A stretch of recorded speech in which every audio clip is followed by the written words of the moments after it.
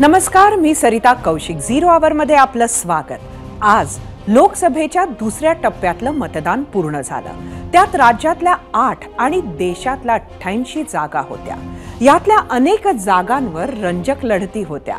काही ठिकाणी बंडखोरी होती, काही ठिकाणी गावांनी मतदानावर बहिष्कार टाकला होता. कुठं ईव्हीएम मध्ये बिघाड झाले तर कुठं उमेदवारांनीच ठिय्या आंदोलनं केली, तर काही ठिकाणी देशातल्या अनेक दिग्गजांच्या प्रतिष्ठा पणाला लागल्यात. तिकडे सर्वोच्च न्यायालयानं विरोधकांना धक्का देत ईव्हीएम व्हीव्हीपॅट संदर्भातील सर्व याचिका फेटाळल्यात.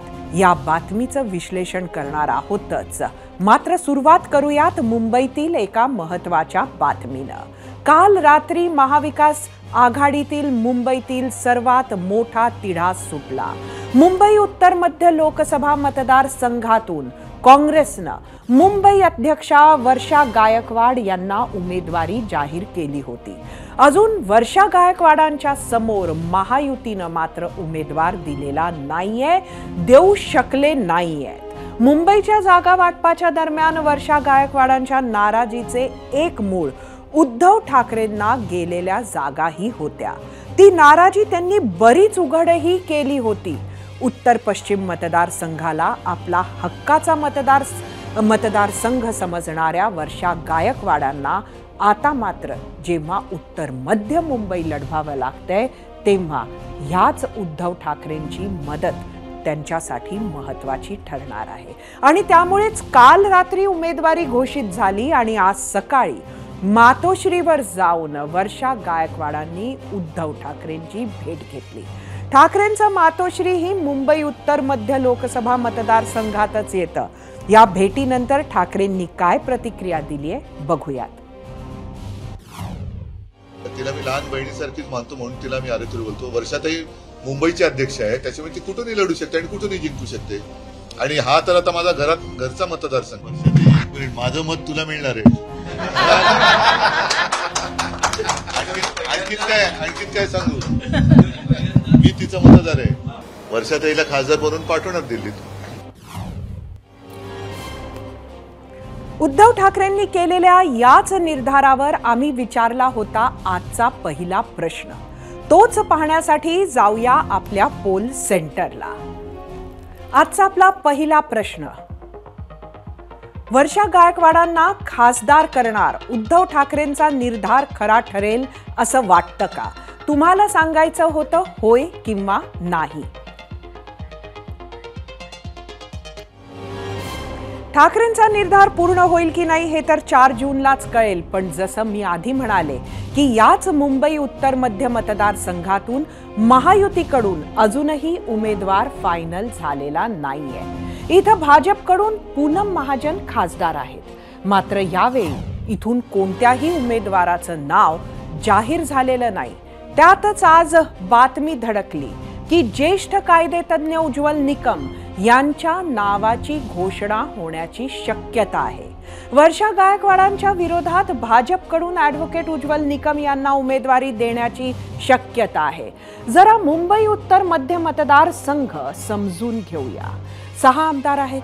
त्यातले 2 भाजप, 2 शिवसेना, 1 शिवसेना उद्धव बाळासाहेब ठाकरे आणि 1 काँग्रेस.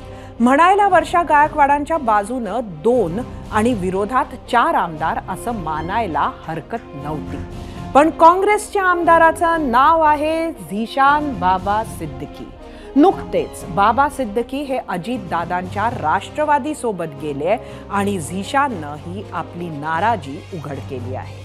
त्यामुळे वर्षा गायकवाडांसोबत या मतदारसंघात फक्त उद्धव ठाकरेंचा 1 आमदार असणार आहे.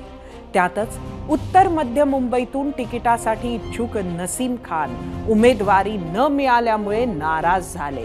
त्यांनी तडकाफडकी काँग्रेसचे स्टार प्रचारक पदाचा राजीनामा दिलाय.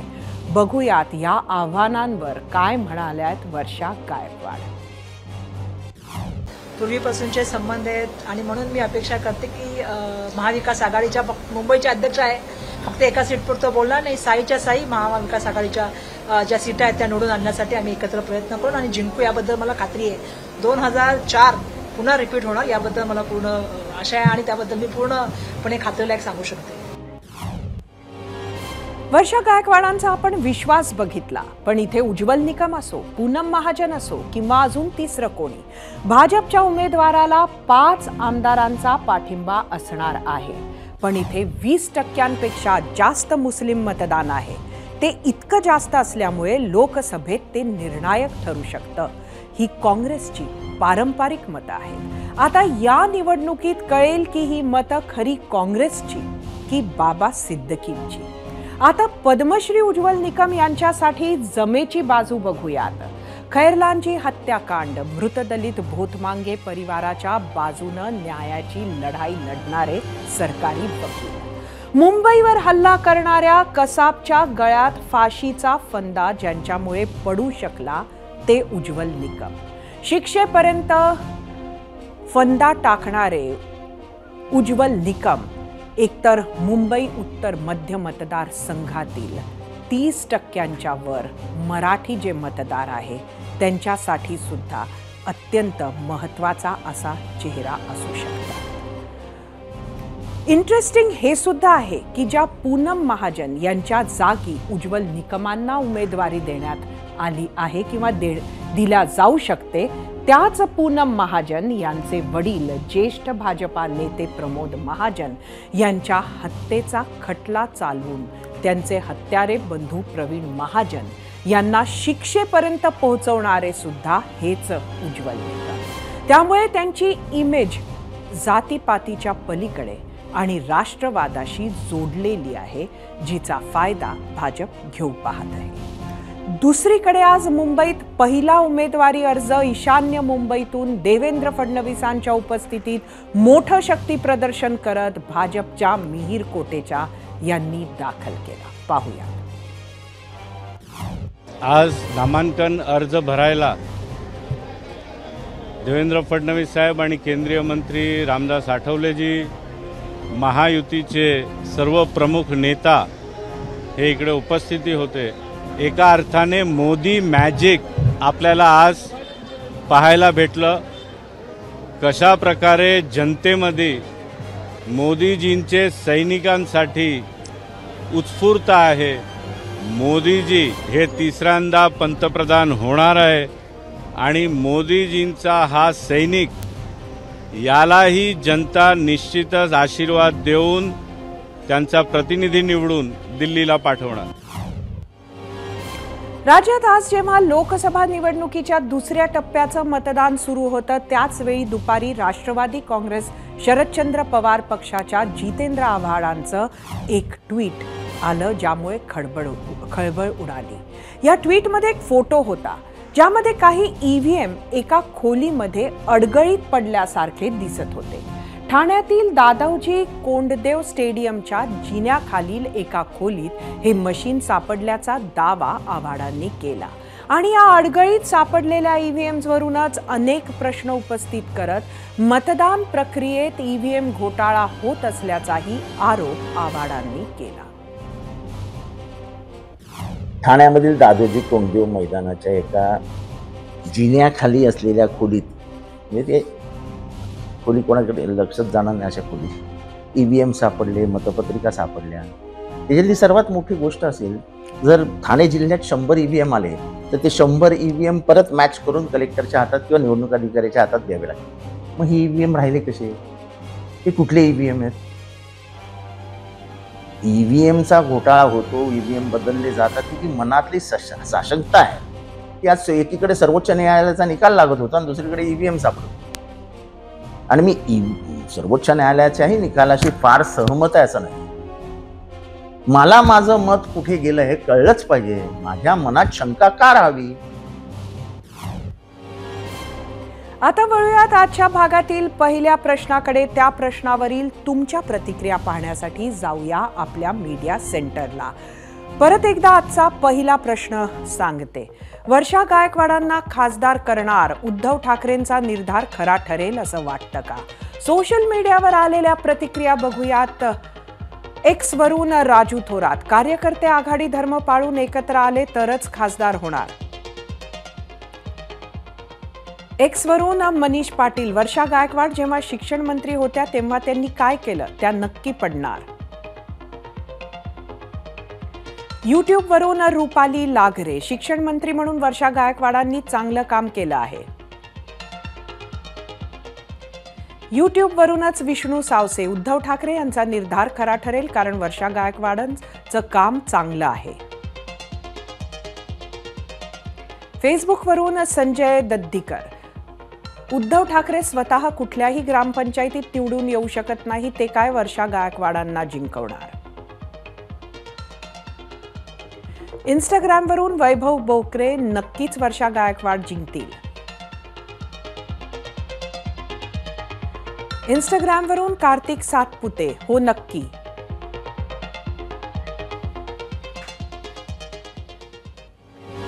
मुंबईच्या जागांवरून महायुतीमध्ये सुरू असलेली रस्सीखेच, नाराजी, महाविकास आघाडीचं आव्हान यासह इतर विषयांवर बोलण्यासाठी 0 आवरमध्ये उपस्थित आहेत कौशल्य विकास मंत्री आणि भाजप नेते मंगल प्रभात लोढा. लोढाजी, 0 आवरमध्ये आपलं स्वागत आहे. खरं तर निवडणुकीचा रंग हा खूप चढलाय, पण तो रंग तुमचा जो मतदारसंघ म्हणून आम्ही बघतोय आता लोकसभेच्या दृष्टिकोनातून, तिथं मात्र महायुतीसाठी दिसत नाहीये. नक्की काय होतंय दक्षिण मुंबईत?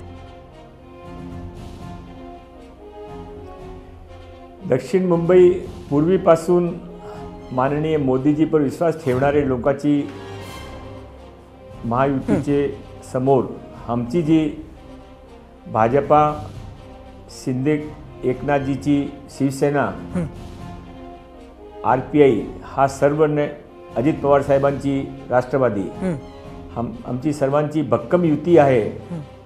आम्ही इथे 100% जिंकणार आहे. त्याशिवाय हा दक्षिण मुंबई यामध्ये दाऊदने जे विध्वंस केला होता, 1992 मध्ये जे बॉम्बविस्फोट केले होते आणि नंतर शिवसेनाचे राजमध्ये उद्धव ठाकरे साहेब या मुख्यमंत्री होते त्यावेळी याकूब खानची कब्रचा मजार करण्याचा प्रयत्न झाला होता. आता लगेच आपण 10 दिवसापूर्वी लालबागमध्ये पोस्ट गल्लीचा किस्सा ऐकला असेल. ते मालवणी, दक्षिण मुंबईने मालवणी होऊ देणार नाही आम्हाला सर्वांचा निर्धार आहे. आज जे काही मुंबईमध्ये ज्याप्रमाणे बंगालमध्ये संदेश खाली शेख शहाजाने जे केला होता, आता इथे प्रत्येक ठिकाणी नई शेख साहेब उभे राहील प्रयत्न सुरू आहे. हा तुष्टीकरणची राजनीती दक्षिण मुंबईमध्ये होणार नाही. हा राष्ट्रीयची राजनीती होणार आहे. माननीय नरेंद्रभाई मोदीची राजनीती होणार आहे. जो लोक मोदीजीने मानता है महाराष्ट्राची आर्थिक राजधानी मुंबई, मुंबईची आर्थिक राजधानी दक्षिण मुंबई, हा सर्व देशासाठी विदेशासाठी एक प्रकाश स्तंभ आहे भारताचा. हा आम्ही माननीय मोदीजीच्या नेतृत्वामध्ये पुन्हा एक वेळा जिंकू असा आम्हाला सर्वांचा विश्वास आहे. लोढाजी, आपला विश्वास तर आहे, पण जिंकाल तेव्हा जेव्हा उमेदवार द्याल. उमेदवार का देऊ शकत नाहीये आणि कोणाचा उमेदवार असणार आहे, भाजपाचा की शिंदे सेनेचा? आम्हाला उमेदवार आमचा उमेदवार डिक्लेअर्ड आहे. आमच्या उमेदवाराचं नाव आहे माननीय नरेंद्रभाई मोदी. पार्टी कोणी असे, सिंबल कोणी असे, उमेदवार एकच आहे, माननीय नरेंद्रभाई मोदी. आम्ही सर्वजण फक्त प्रतीक राहणार आहे. लोकांच्या, दक्षिण मुंबईचे लोकांच्या, मुंबईचे लोकांच्या, भारताच्या माननीय नरेंद्रभाई मोदीजीचे नेतृत्वावर अटल विश्वास आहे. त्याने देशाने आज ज्या स्थितीमध्ये 10 वर्षा पुढे घेतलेला आहे, लोक त्याने सोडणार नाही, लोक त्याच्या बरोबर येणार आहे. आमचे उमेदवार भारी मताने फक्त दक्षिण मुंबईमध्ये नाही, पूर्ण महाराष्ट्रामध्ये जिंकणार आहे. लोढाजी, आपण उत्तर अत्यंत सफाईनं दिलं असं मी म्हणायला पाहिजे, पण तरीही प्रश्न कायम आहे की इथं नक्की तिढा काय आहे? उमेदवार घोषित का होऊ शकत नाहीये? उशीर का लागतोय? हा आमचे वरिष्ठाचे प्रश्न आहे, पण मी प्रामाणिकपणे सांगू शकतो की लोकांचे मनामध्ये फक्त एकच उमेदवार आहे आणि ते उमेदवारचा निशान कमल होऊ शकता, धनुष्यबाण होऊ शकता, पण उमेदवार नरेंद्रभाई मोदीजीचे काम आहे. नरेंद्रभाईजी मोदीजीचे नेतृत्वामध्ये देशाचा विश्वास आहे, पुढची पिढीचा भविष्य आहे, देशाची सुरक्षा आहे, आत्मनिर्भरता आहे, आपल्या इथल्या मुंबईचे इन्फ्रास्ट्रक्चर्स आहे. हा सर्व एकत्र करून दक्षिण मुंबईचे सुजान मतदार कधी काही चूक करणार नाही. 10 वर्षा आम्ही चूक केली, ज्याने आम्ही 2014 मध्ये 2019 मध्ये निवडून दिले. मोदीजी ते फोटोवर जे निवडून आले त्याने नंतर काय केले, आता ते लोकांचे कधी मोदीजीचे फोटो घेऊन जाऊ शकत नाही आणि त्याने मतदान पण होणार नाही. मी तुम्हाला आता एकच प्रश्न विचारते परत, कारण आपलं उत्तर मला आलंय लक्षात, पण कधीपर्यंत उमेदवार घोषित होईल अशी अपेक्षा आहे? मला माहित नाही, पण माझे आता ते नॉमिनेशन पण सुरू झालं आहे. 2-3 दिवसामध्ये उमेदवार नक्की घोषित होईल. एकीकडे आपण म्हणत आहात की मोदींचा फोटो घेऊन आता उमेदवार जे काय आहेत, म्हणजे नुसतेच दक्षिण मुंबईचे नाहीत तर उद्धव बाळासाहेब ठाकरे सेनेचे सुद्धा उमेदवार आता या निवडणुकीत उतरू शकत नाही. पण दुसरीकडे त्यांचा आक्षेप आहे तो बाळासाहेबांचा फोटो जो एकनाथ शिंदेंची शिवसेना किंवा शिवसेना वापरते आहे त्यावर त्यांचा आक्षेप आहे. काय म्हणाल? त्यांचा आक्षेप असेल, पण त्यावर माननीय सुप्रीम कोर्टने निर्णय दिलेला आहे आणि त्याने अधिकृत स्वरूपाने एकनाथ शिंदे साहेबांची शिवसेनाने अधिकृत सेना डिक्लेअर करून त्यांचे फोटो वापरायचे अधिकार दिलेला आहे, निशाण पण दिलेला आहे. दुसरीकडे वर्षा गायकवाड यांची उमेदवारी काल काँग्रेसनं जाहीर केली उत्तर मध्य मुंबईसाठी, आणि तिकडे सुद्धा भाजपा उमेदवार देऊ शकत नाही. आपल्याकडे विद्यमान खासदार पूनम महाजन आहेत, त्यांना वेटिंगवर ठेवलंय. काय नक्की तिथली परिस्थिती, काय अडचण होते मुंबईत? हा माझ्या याबद्दल काय अधिकृत माहिती नाही आहे, पण मला माहीत आहे की मुंबईची 6 सीटे आम्ही जिंकणार आहे. उमेदवार कोणीही असो, आम्ही सर्वजण एकत्र राहून हा निवडणूक लढणार आहे. कारण असं आहे की आम्हाला सर्वांना देशाच्या भविष्यासाठी, राष्ट्रीयत्वासाठी जे काही अयोध्यामध्ये श्रीराम मंदिरची प्रतिष्ठा झाली, 370 काश्मीरमध्ये जे काही निर्णय झाला, भारतामध्ये जे आतंकवादाचा खात्मा झाला, हा सर्व लक्षात घेऊन आम्ही लहान वादामध्ये पडणार नाही. आमच्यासाठी फक्त भारत कसा मजबूत होईल, कसा विश्वगुरू बनेल, यासाठी आम्ही माननीय मोदीच्या नेतृत्वामध्ये जे काही आम्हाला काम मिळेल ते काम करणार आहे. उज्ज्वल निकम हे उमेदवार म्हणून तुम्हाला कसे वाटतात?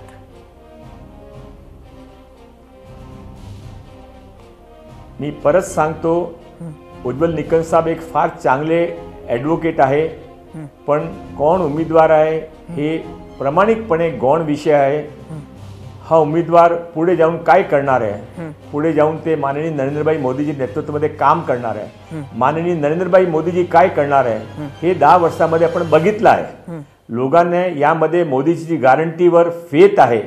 हा गॅरंटी ते लक्षात घेऊन, देशाचं भविष्यात लक्षात घेऊन लोक, उमेदवार कोणीही असेल, सर्व लोक मोदीजी बरोबर राहणार आहे. खरं तर आम्हाला उत्सुकता ही सुद्धा आहे की दक्षिण मुंबईमध्ये आपलं स्वतःचं नाव बरंच चालतंय, त्यामुळे आपल्या उमेदवारीसाठी दावेदारी आहे का? आपली इच्छा काय आहे? हा, मी पण उमेदवार म्हणून माझं नाव आहे, हा सत्य आहे. पण पार्टी आणि तिघही पार्टीचे नेता, चौघही पार्टीचे नेता मिळून जे काही नक्की करील आम्ही त्याप्रमाणे काम करू. एकंदरीत जर बघितले तर महाराष्ट्रामध्ये अनेक ठिकाणी फाईट्स ज्या आहेत त्या अत्यंत टफ होताना दिसतात आहेत, आणि त्यातही जे 2 टप्प्याचं मतदान झालेलं आहे ते फारसं काही आश्वासक असा आकडे नाही आहेत. लोकांमध्ये अनेक ठिकाणी उदासीनताच म्हटली पाहिजे. ह्या पार्श्वभूमीवर आज तुम्हाला काय वाटतं, तुम्ही भाजपाला किंवा महायुतीला किती जागा देत आहात? 45+ जो तुमचं टार्गेट होतं ते आता डगमगताना दिसतंय का? मी काय भविष्यवक्ता नाही आहे, मी काय सॅफोलॉजिस्ट पण नाही आहे. पण भाऊ तोरसकरचा एक व्हिडिओ मी ऐकला होता, त्याने सांगितलं आहे असेसमेंट करून, पूर्वी पण त्यांचे जे काय असेसमेंट होता ते खरे ठरलं. यावेळी पण त्याने सांगितलं आहे की न भूतो न भविष्यतो असा महाराष्ट्रामध्ये माननीय नरेंद्रभाई मोदीने प्रतिसाद मिळणार आहे. वोटिंग कमी झाली किंवा उद्या फायनल फिगर होईपर्यंत काय होईल मला माहीत नाही आहे, पण जे काही झाली असेल हा सर्व वोटिंग माननीय मोदीजीसाठी आहे, आमचे उमेदवारासाठी आहे. असा विश्वास आपण मंडळी देत आहात. देशात एक परिस्थिती आहे, मात्र महाराष्ट्रात उद्धव ठाकरे यांना सहानुभूती मिळू शकते असं सांगितलं जातं. आपण मुंबईत अध्यक्ष राहिले आहात, खास मुंबईमध्ये तर ती सहानुभूती बरीच आहे अशी सांगितल्या जाते. काय तुमचं काय आकलन आहे? सहानुभूतीच्या विषय मी जास्त काही बोलू इच्छित नाही, पण ज्यावेळी एकनाथजी शिंदेसाहेबने उद्धवजी ठाकरे साहेबांमध्ये वेगळी पार्टी झाली, त्यानंतर इथे लोकल सेल्फ गव्हर्नमेंटचे इलेक्शन झाले होते. त्यामध्ये उद्धव ठाकरे साहेबांची सेना कुठे होती? 4th नंबरवर होती. सहानुभूती त्यावेळी मॅक्झिमम ओली पाहिजे असेल, पण नाही झाली. ते हा त्यावेळीचा ते टेस्ट होता, ते ॲसिड टेस्ट आहे.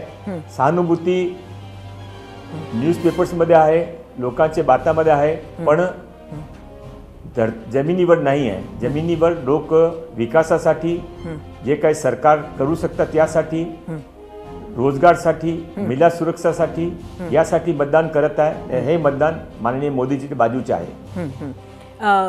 असं कळतंय की राज ठाकरे यांनी जरी स्वतः घोषणा केली असेल की ते बिनशर्त पाठिंबा देत आहेत तुम्हाला, तरी त्यांच्याकडले त्यांची नेते मंडळी ही दक्षिण मुंबईमध्ये इंटरेस्टेड आहेत असं कळतंय. त्यामुळे ते एक कारण आहे का दक्षिण मुंबईची जागा घोषित न होण्यामागे? मला असे काही माहीत नाही, पण माझी जे काही मला असेसमेंट असा काही सत्य नाही आहे. त्याने लढाईच्या मनामध्ये होता, ते नक्की लढू शकत होते. पण माननीय राज ठाकरे साहेब राष्ट्रवादी विचाराचे आहे, राष्ट्रहिताचे ते नक्की विचार करता. याने सांगितलं आहे, शिवाजी पार्कच्या पवित्र स्थानावर सांगितलेलं आहे की यावेळी माननीय मोदीजीच्या नेतृत्व महाराष्ट्राने हवा आहे, देशाने हवा आहे, म्हणून मी बिनशर्त पाठिंबा देतो. त्याने काही पाहिजे असेल तर ते पूर्वी पण सांगू शकत होते, पण ते असं माणूस नाही आहे की सांगायचं एकने करायच्या वेगळा. ते जे काही सांगतात ते करता. त्याने यावेळी इलेक्शन लढायचं नाही आहे, मोदीजीने जिंकण्याचं आहे. त्यावेळी ते प्रामाणिकपणे त्यांचे सैनिक पण प्रयत्न करणार आहे. धन्यवाद लोढाजी, आपण आलात, 0 आवरमध्ये आलात, आमची प्रश्नांची उत्तरं दिलीत. आजच्या पहिल्या प्रश्नावर तुम्ही दिलेला कौल पाहण्यासाठी जाऊया आपल्या पोल सेंटरला आणि आजचा पहिला प्रश्न परत एकदा बघूया. वर्षा गायकवाडांना खासदार करणार उद्धव ठाकरेंचा निर्धार खरा ठरेल असं वाटतं का? यूट्यूबवर एकूण 22,000 मतं. 85% होय म्हटलंय, 15% नाही. इंस्टाग्रामवर एकूण 10,000 मतं.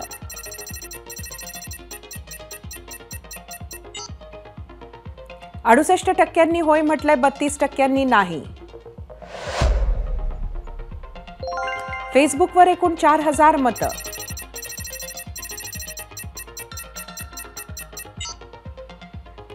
58% होय म्हटलंय, 42% नाही. आता बघूया एक्सचा कौल.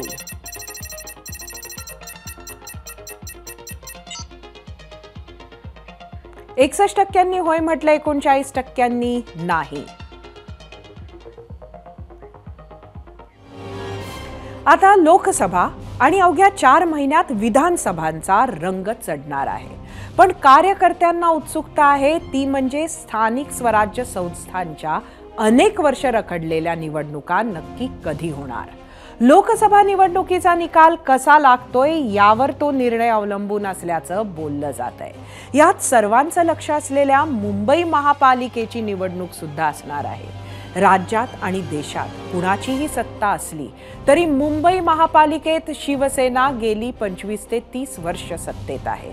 बृहन्मुंबई महानगरपालिकेत शिवसेनेनं 1997 साली 236 जागांच्या 103 जागा जिंकल्या होत्या.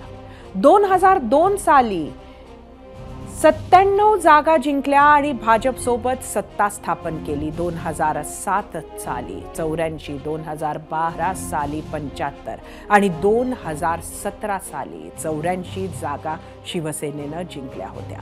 शिवसेनेला सर्वात मोठा धक्का 2017 साली बसला होता, कारण त्यांच्यापेक्षा फक्त 2 जागा कमी म्हणजे 82 जागा भाजपनं जिंकल्या होत्या. त्यावेळी शिवसेना भाजपसोबत राज्यात सत्तेत होती, पण निवडणूक वेगवेगळी लढले होते. तत्कालीन मुख्यमंत्री देवेंद्र फडणवीस यांनी आपण चौकीदाराच्या भूमिकेत राहू असं सांगत बीएमसीची सत्ता पुन्हा शिवसेनेकडे सोपवली होती. मुंबईला शिवसेना हवीच हे मिथ त्यावेळी पहिल्यांदा तोडलं गेलं. ठाकरेंसाठी हा मोठा धक्का होता. आता ती शिवसेना फुटली आहे. रस्त्यावर उतरणारा, लोकांमध्ये घुसून काम करणारा बहुतांश शिवसैनिक आता आमच्या बरोबर असा दावा दोन्ही बाजू करत आहेत. उद्धव ठाकरेंना सहानुभूती कार्ड खेळता येऊ नये याची पुरेपूर काळजी भाजप घेण्याचा प्रयत्न करतोय. पण त्याचाही निकाल 4 जूनला लागेल. जर लोकसभेत महायुतीला अपेक्षित यश मिळालं तर विधानसभेच्या आधी मुंबईसह इतर निवडणुका घेण्याचा विश्वास शिंदे, फडणवीस, पवार नक्की दाखवतील अशी शक्यता आहे. एबीपी माझा, उघडा डोळे बघा नीट.